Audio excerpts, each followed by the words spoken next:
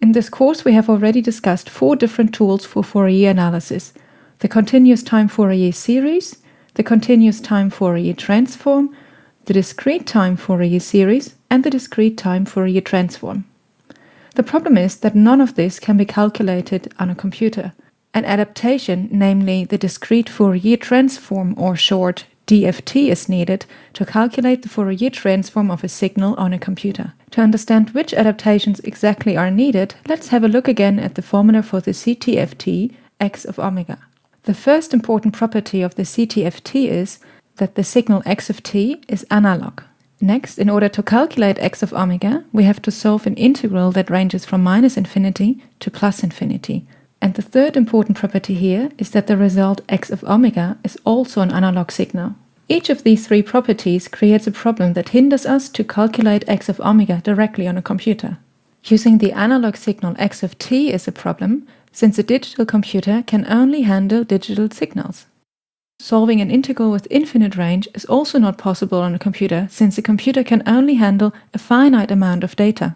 And lastly, calculating an analog x of omega is not possible, as it would require solving an infinite amount of equations.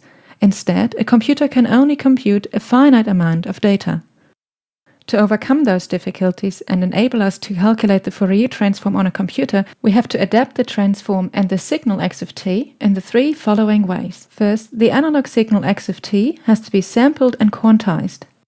Second, instead of considering the signal x of t for all times t between -infinity to +infinity in order to solve the infinite integral, we can only consider the signal for some time, which is called time limitation.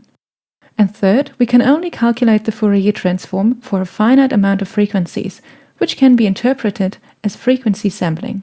Putting those 3 adaptations together, the formula for the discrete Fourier transform, or short DFT, is given by the following. Since for the DFT the analog signal x of t is sampled and quantized, the DFT then uses the discrete time signal x of k, which also results in solving a discrete time sum instead of a continuous time integral.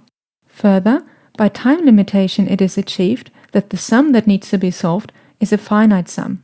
And due to frequency sampling, x of omega is not calculated for a continuous range of frequencies omega, but instead is a digital signal of the discrete frequency r.